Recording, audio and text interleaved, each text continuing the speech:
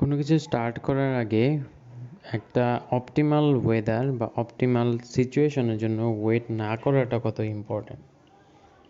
আপনার যখন কোনো কিছু স্টার্ট করতে ইচ্ছা করছে বা কোনো একটা কাজ করতে ইচ্ছা করছে, আপনি যদি তখন স্টার্ট না করেন, সাপোজ আমি যখন ভিডিওগুলো বানাই, এই যে বাইরে অনেক শব্দ হয়, নয়েজ হয়, হ্যাঁ, আমি যদি এখন অপটিমাল টাইমের জন্য ওয়েট করি, লাইক রাতের 2টার পর করব, হ্যাঁ, বা সকাল ভোরে উঠে করব, তাহলে কি হইতেছে, আমার যে মোটিভেশনটা এখন আছে, আমার যে ইচ্ছাটা এখন আছে, বা আমার মাইন্ডে যে ইনফরমেশনগুলো আছে যেটা আমি এখন শেয়ার করতে পারবো, বা এখন যেই ভালো ভালো এক্সাম্পলগুলো দিতে পারবো, ওইটা আর তখন থাকবে না। তখন মনে হবে কেউ আমাকে জোর করে ভিডিও বানাচ্ছে, তাই না? তো এই কারণে যখনই আপনি ইন্সপায়ার্ড থাকবেন, যখনই মোটিভেটেড থাকবেন, তখনই শুরু করে দেওয়াটা বেটার।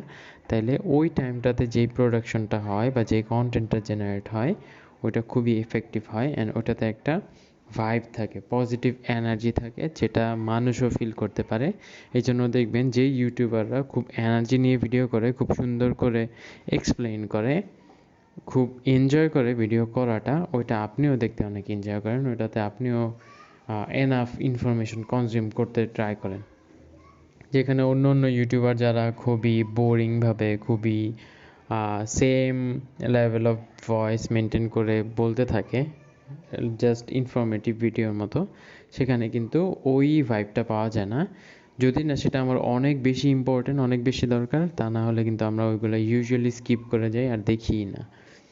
তো এই জন্য যখন মোটিভেটেড আছেন, যখন ওই ইনফরমেশনগুলো শেয়ার করতে আপনি অ্যাকচুয়ালি ইন্সপায়ার্ড, তখন শুরু করে দেওয়াটা বেটার। তাহলে ওই কন্টেন্ট কোয়ালিটি ওইটার থেকে মিনিমাম দ্বিগুণ হয়, যেটা অপটিমাল টাইমের জন্য আপনি ওয়েট করলে হয়তো আলটিমেটলি প্রোডাকশনই হইতো না, আলটিমেটলি হয়তো আপনি প্রোক্রাস্টিনেশনে পড়ে যেতেন। তো ওভারঅল এতটুকুই ছিল শেয়ার করার। কথা হবে নেক্সট পডকাস্টে।